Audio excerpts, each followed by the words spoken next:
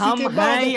ہم یہودی ہیں بھائی، ہماری کتابیں ہیں ہی نہیں، اپنی کتابوں پہ بات کر لو، ہمیں چھوڑ دو،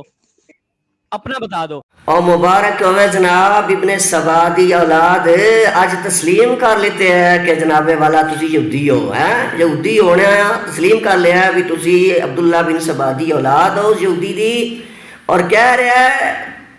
سب نے یہ سن لیا ہے کہ یہ کہہ رہا ہے کہ ہم یہودی ہمیں چھوڑ دو، ہماری کتابوں کو چھوڑ دو۔ اب ان کو پتہ لگ گیا ہے کہ ان کا مذہب جو ہے اس کی حقیقت کیا ہے۔ انہوں نے تو اعلانیہ یہ کہہ دیا کہ ہم یہودی ہیں، استغفر اللہ لا حول ولا قوت الا باللہ العلی العظیم۔ یہودیت کے پردے میں چھپ کے یہ اسلام پہ حملہ کرنے والے، یہ عمر پہ حملہ کرنے والے، یہ صحابہ پہ تان کرنے والے، ان کی حقیقت، ان کی اصلیت آپ لوگوں نے جان لی ہے کہ یہ وہ لوگ ہیں جو اپنے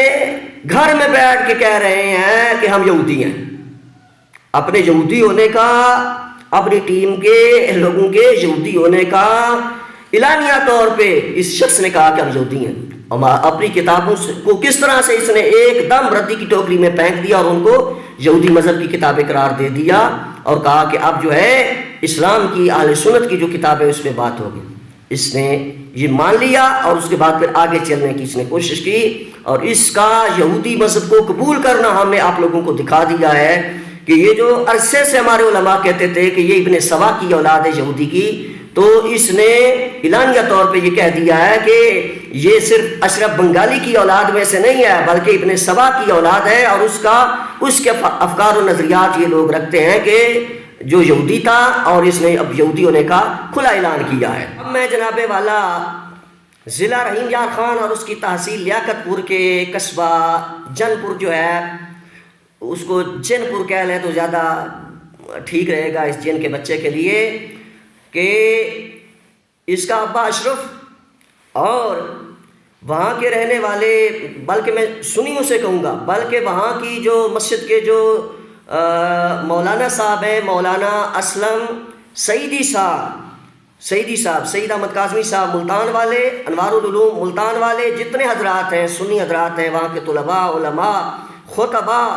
ائمہ مساجد، ان سے میں یہ گزارش کروں گا، اور انوار العلوم ملتان کے جتنے بھی تعلق رکھنے والے جتنے بھی علماء ہیں ان سے میں گزارش کروں گا، اور بالخصوص اس مسجد کے مولانا اسلم سعیدی صاحب سے میں گزارش کروں گا کہ یہ جو ایران میں بیٹھ کے حضرت عمر رضی اللہ تعالیٰ عنہ کے خلاف زہر اگلتا ہے اور الزام تراشی کر رہا ہے، جگہ جگہ صحابہ کرام کے خلاف یہ لوگ جو ہے تان کر رہے ہیں، حضرت ابو موسیٰ اشعری کو یہ لوگ جو ہے منافق کہہ رہے ہیں، اور حضرت جندب کو یہ جہنمی کہہ رہے ہیں، ان لوگوں کے خلاف ایکشن لے۔ اور اس کے ابا جو ہے اشرف، جو اس کو بھی پتہ چلنا چاہیے کہ اس کے بیٹا جو ہے نا وہ صحابہ کرام کی توہین کر رہا ہے، اور حضرت عائشہ صدیقہ کی توہین کر رہے ہیں یہ لوگ۔ ان کے لوگوں کو، ان کے قریبیوں کو بھی پتہ چلنا چاہیے، ان کو بھی سمجھ آنی چاہیے، تو علماء جو ہے اپنا کردار جو ہے نبھائیں، اور صحابہ کرام اور رسول اللہ کی زوجہ بالخصوص اور رسول اللہ کے ساتھ